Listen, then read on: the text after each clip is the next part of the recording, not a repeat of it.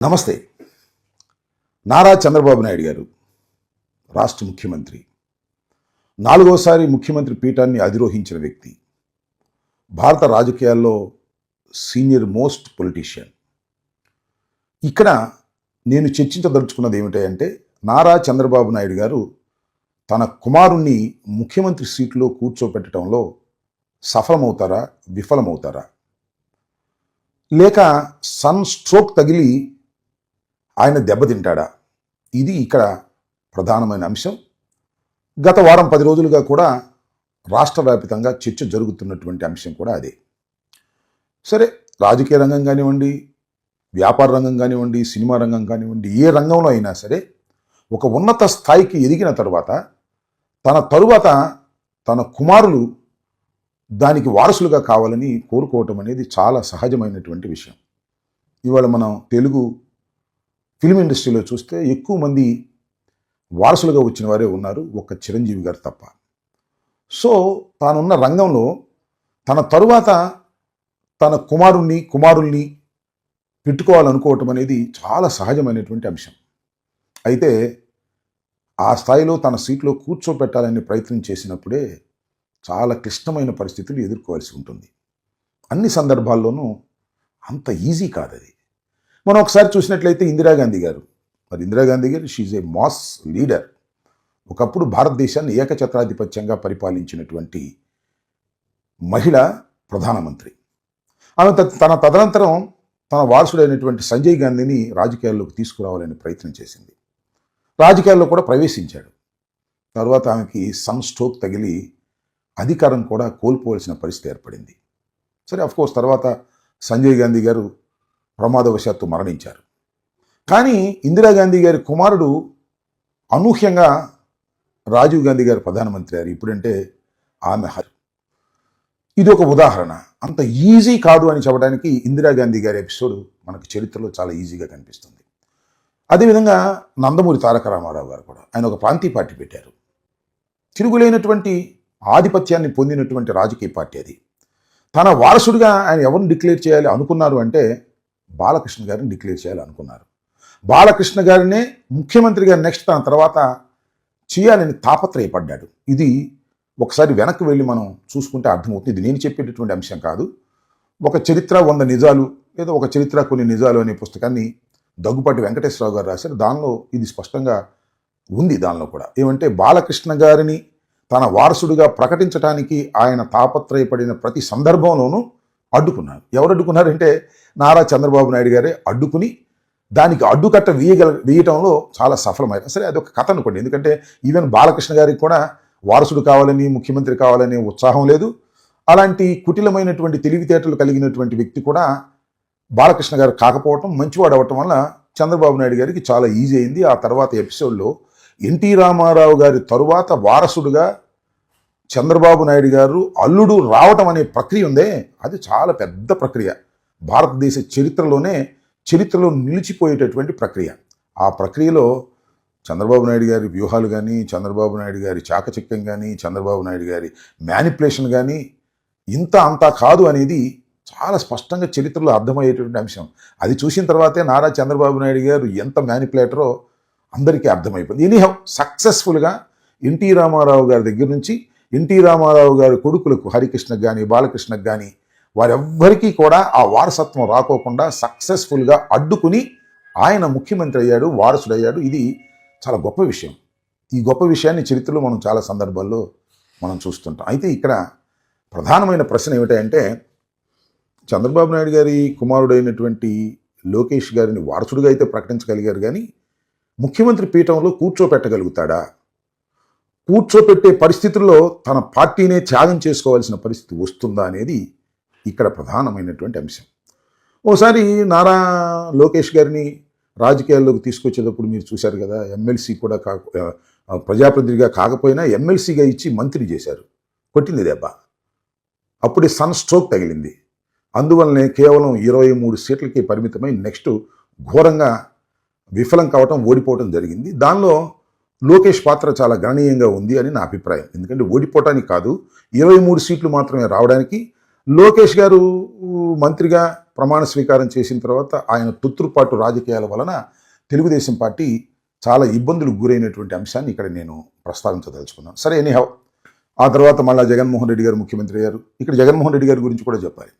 జగన్మోహన్ రెడ్డి గారిని రాజశేఖర రెడ్డి గారి వారసులుగా తీసుకురావడానికి రాజశేఖర రెడ్డి గారు ఎన్ని ఇబ్బందులు పడ్డాడో నేను మీకు ప్రత్యేకంగా చెప్పాల్సిన అవసరం లేదు. పార్లమెంట్ సభ్యుడిగా తీసుకురావడం కోసం వివేకానంద రెడ్డి గారిని తప్పించి కుటుంబంలో తన కుటుంబ సభ్యుడిని తప్పించి జగన్మోహన్ రెడ్డి గారిని తీసుకురావడానికి కూడా చాలా వ్యయ ప్రయాసాలకు ఓర్చాల్సినటువంటి పరిస్థితి ఏర్పడింది. ఎందుకు చెప్తున్నాను? That is not so easy.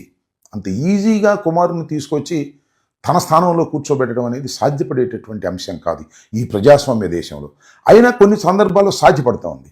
After Rajasekhara Reddy గారి మరణం తర్వాత ఆటోమేటిక్గా జగన్మోహన్ రెడ్డి గారు ముఖ్యమంత్రి స్థానాన్ని అధిరోహించడం జరిగింది. అది కూడా మరణానంతరమే, తదనంతరమే జరిగింది తప్ప అప్పుడు చేయలేకపోయినటువంటి పరిస్థితులు ఉన్నాయనే విషయాన్ని కూడా ఇక్కడ మనం గుర్తుపెట్టుకోవాలి. ఇక్కడ ఇప్పుడు ప్రధానంగా నేను చర్చించదలుచుకున్నది ఏమిటంటే,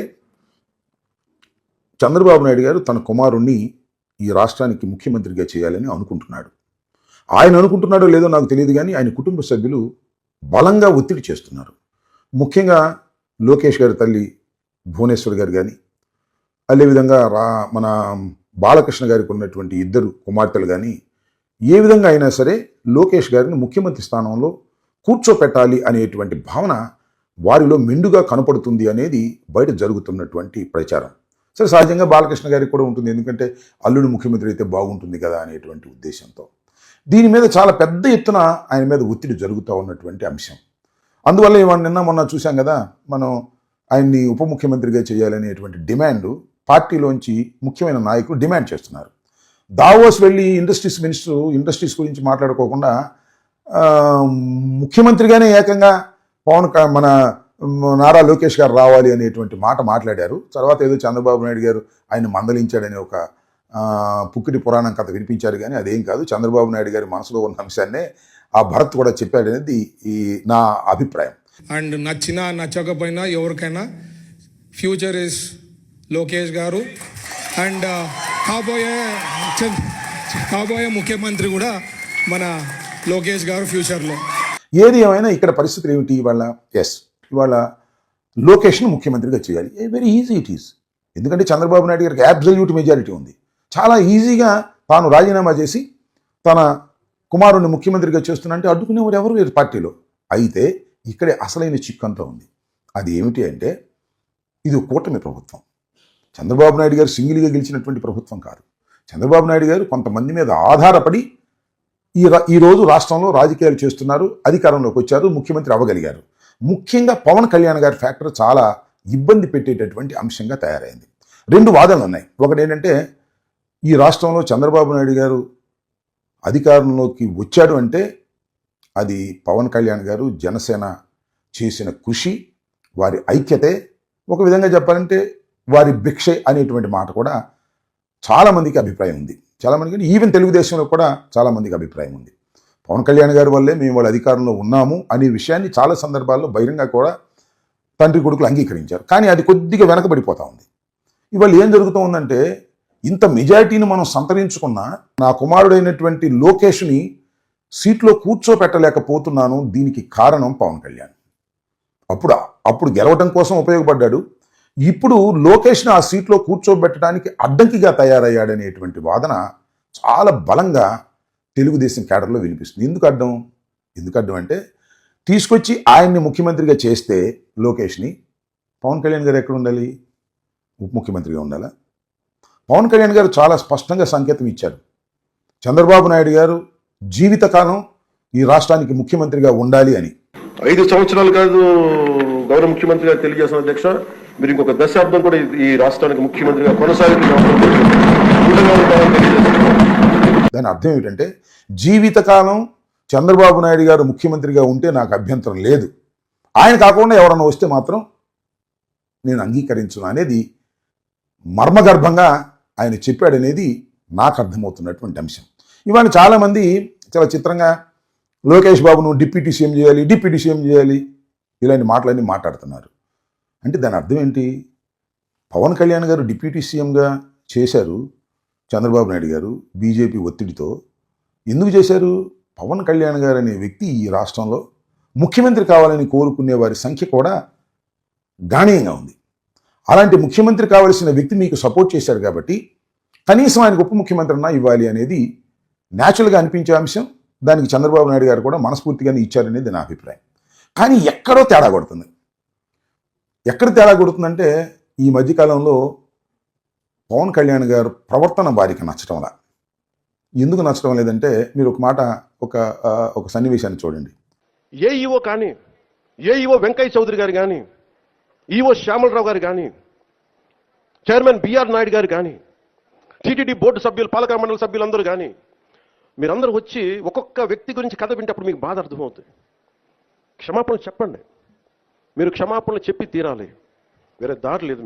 కానీ మేము క్షమాపణ చెప్పమని అడ్డం తిరిగారు. క్షమాపణ చెప్తే చెప్పడంలో తప్పలేదు. చెప్పినంత మాత్రాన చనిపోయిన వాళ్ళు బతికి రారు కదా. అది అవన్నీ ఎవరో ఏదో మాట్లాడారంటే వాటికన్నిటికీ స్పందించాల్సిన అవసరం లేదు. తర్వాత ఏదో చిన్న కాంప్రమైజింగ్గా బిఆర్ నాయుడు గారు క్షమాపణ చెప్పేసి ఆ ఎపిసోడ్ అట్లా ముగించారు. ఇక్కడ పెద్ద వివాదం చెలరేగింది. అంటే పవన్ కళ్యాణ్ గారు చెబితే మేము చెప్పాలా అని. అంటే ఏంటి పవన్ కళ్యాణ్ గారి పెత్తనం, మా మీద పవన్ కళ్యాణ్ గారి పెత్తనం పెరుగుతుంది ఏంటి అనేటువంటి భావన తెలుగుదేశంలో ఒక వర్గంలో, అంటే వారి సామాజిక వర్గానికి సంబంధించినటువంటి వారిలో ఒక వ్యతిరేకత పెరుగుతూ ఉంది. పవన్ కళ్యాణ్ గారు చెప్పినట్టుగా మేము చేసేటట్టయితే మాకెందుకు, అసలు చంద్రబాబు నాయుడు గారు పవన్ కళ్యాణ్ గారిని కలుపుకోకపోయినా ఈ రోజున ముఖ్యమంత్రి అయ్యి ఉండేవాడు, లోకేష్ని ఈజీగా చేసి ఉండేవాళ్ళు, కలుపుకోవడం తప్పైంది అనేటువంటి ఒక పిచ్చి వాదనను కూడా వినిపించేటటువంటి పరిస్థితులు కనిపిస్తున్నాయి. అందువల్ల నేను చెప్పదలుచుకున్నది ఏంటంటే, ఇవాళ చంద్రబాబు నాయుడు గారు తన కుమారుణ్ణి తన కుటుంబం ఒత్తిడి వలన ఏదో ఒక విధంగా ముఖ్యమంత్రి స్థానంలో కూర్చోబెట్టాలని ఆయన భావించినా, సరే ఆయన సీటు తప్పుకుని ఈయన కూర్చోబెట్టాలని భావించినా, that is not so easy. అంత ఈజీ అయిన అంశం కాదు. ఎందుకు ఈజీ అయిన అంశం కాదు అంటే ఆయన కూటమి మీద ఆధారపడ్డాడు. కూటమి మీద ఆధారపడ్డాడంటే సీట్లు వచ్చేసాయి కదా, ఇంకా ఆయన కూటమి మీద ఆధారపడాల్సిన అవసరం లేదంటే భవిష్యత్తులో ఆయన కూటమిని కాదు అని ఏదైనా నిర్ణయం తీసుకుంటే భవిష్యత్తు లేనటువంటి ఒక రాజకీయ పార్టీగా తెలుగుదేశం మిగిలిపోతుందనేటువంటి భయం చంద్రబాబు నాయుడు గారికి ఉంది. అసలు చంద్రబాబు నాయుడు గారికి ఆ సత్యం కూడా తెలుసు. నేను ఎవ్వరి సహాయం లేకోకుండా అధికారంలోకి రాలేను అనేటువంటి నగ్న సత్యం చంద్రబాబు నాయుడు గారికి తెలిసినంతగా ఆయన సామాజిక వర్గానికి కానీ తెలుగుదేశం పార్టీలో ఉన్నటువంటి కార్యకర్తలకు కానీ తెలియదని నా అభిప్రాయం. అందువల్ల ఏమంటారంటే తెలుగుదేశం కార్యకర్తలు లేదా వారి సామాజిక వర్గం లోకేష్ను ముఖ్యమంత్రి చేయాలి, లోకేష్ను ముఖ్యమంత్రి చేయాలని అరుస్తూ ఉన్నారు. ఆయన అరుస్తున్న కొందికి చంద్రబాబు నాయుడు గారికి భయం కలుగుతూ ఉంది. లోకేష్ను ముఖ్యమంత్రి చేయాలి, లోకేష్ను ముఖ్యమంత్రి చేయాలంటే పవన్ కళ్యాణ్ గారిని ఏం చేయాలి అనేటువంటి తాపత్రయం. ఒకవేళ పవన్ కళ్యాణ్ గారితో ఉన్నటువంటి ఫ్రెండ్షిప్ తప్పుకుంది, ఇక ఏకాకినైపోతే ఈ రాష్ట్రంలో నాకు దిక్కు మొక్కు లేదు అనే పరిస్థితిలో ఇవాళ చంద్రబాబు నాయుడు గారు అడకత్తెరలో పోక చెక్క వలె నలుగుతున్నారనేది నా అభిప్రాయం. అధికారం ఉండొచ్చు, దావోస్ వెళ్ళొచ్చు, బ్రహ్మాండంగా కబుర్లు చెప్పొచ్చు, లేదు జగన్మోహన్ రెడ్డి గారి మీద అనేకమైనటువంటి దుష్ప్రచారాలు చేయొచ్చు, చివరికి అమిత్ షా వచ్చినా కూడా జగన్మోహన్ రెడ్డి గారి గురించి అడిగాడనేటువంటి ఒక ప్రచారం చేయొచ్చు. కానీ అడకత్తెరలో పోకచక్కలాగా ఇరుక్కుపోయి వాళ్ళు ఏం చేయాలో అర్థం కానటువంటి పరిస్థితిలో ఉన్నారు. నేనైతే ఒకటి నేను చెప్పదలుచుకున్నాను, చంద్రబాబు నాయుడు గారు ఎట్టి పరిస్థితుల్లోనూ ఈ రాష్ట్రంలో నారా లోకేష్ను ముఖ్యమంత్రి చేయటం అనేది సాధ్యపడే అంశం కాదు. ముఖ్యమంత్రి కాదు, ఉప ముఖ్యమంత్రి కూడా చెయ్యలేరు, చెయ్యబోరు. ఎందుకంటే ఆయన లీడరే కానీ is not a mass leader. ఒక్కడిగా రాజ్యాధికారాన్ని చేజిక్కించుకోగలిగిన శక్తి సామర్థ్యాలు ఉన్నటువంటి వ్యక్తి కాదు కాబట్టి చేయలేరు అనేది నా అభిప్రాయం. అయితే ఆయన తదనంతరం అవుతారంటే తదనంతరం అయ్యే శక్తి ఆయనకి లేదనే కదా ఇప్పుడు చేయాలని మీరు వాళ్ళు అనుకుంటుంది. కాబట్టి లోకేష్ గారికి ముఖ్యమంత్రి చేసే సమర్థత లేదు, అర్హత లేదు. కాబట్టి ఎంత తాపత్రయపడితే, ఎంత ఎక్కువ తాపత్రయపడితే వారి కుటుంబం అంతగా తెలుగుదేశం నష్టపోతుంది. కాబట్టి చక్కగా పరిపాలన మీద మీరు ధ్యాస పెట్టి ఇచ్చినటువంటి హామీలను నెరవేర్చే కార్యక్రమం చేయాలి తప్ప లోకేష్ను ముఖ్యమంత్రిగా చేయాలనే ఏజెండాతో మీరు పనిచేస్తే మీ పార్టీ అడ్రస్ లేకోకుండా పోతుందనే విషయాన్ని ఇక్కడ నేను స్పష్టంగా చెప్పాలనే ఉద్దేశంతో నేను మీ ముందుకు వచ్చానని మనవి చేస్తున్నాను. హిట్ టీవీ యాప్, ఇందులో short news, live news, entertainment shows, movies, digital magazines తో పాటు మీ జిల్లా వార్తలను కూడా ఫ్రీగా చూడొచ్చు. అంతేకాదు కేజీ నుంచి పీజీ వరకు విద్యార్థులకు స్కాలర్షిప్ కూడా అందిస్తున్నాం. ప్రతి వారం 10 మందికి లక్కీ డ్రా ద్వారా ఒక్కొక్కరికి 10,000 రూపాయలు అందిస్తున్నాం. ఇంకెందుకు ఆలస్యం, వెంటనే హిట్ టీవీ యాప్ ని డౌన్లోడ్ చేసుకుని ఫ్రీగా ఎంటర్టైన్మెంట్ పొందండి. Hit TV app. Hit TV app. Please download Hit TV app. Hit TV యాప్ని ఫ్రీగా డౌన్లోడ్ చేసుకొని ఎంజాయ్ చేయండి. మీకు నచ్చిన ఎంటర్టైన్మెంట్ కోసం హిట్ టీవీ యాప్ ని ఫ్రీగా డౌన్లోడ్ చేసుకుని ఎంజాయ్ చేయండి. హిట్ టీవీ యాప్ని డౌన్లోడ్ చేసుకుని ఆస్వాదించండి, ఆశీర్వదించండి. ఇంతమంది సెలబ్రిటీలు హిట్ టీవీ యాప్ ని డౌన్లోడ్ చేసుకోండి అని చెప్తున్నారంటే ఎంత మంచి యాప్ ఆలోచించండి. అమెరికా అమెరికా అమెరికా అమెరికాలో చదవాలనుకునే వాళ్ళకి విశ్వసనీయమైన పేరు మన శౌర్య కన్సల్టెన్సీ. UK లో 1 year masters. UK లో 1 year masters. 2 years work permit up to 5 years visa. Contact Saurya Consultancy. Contact 89851 89851.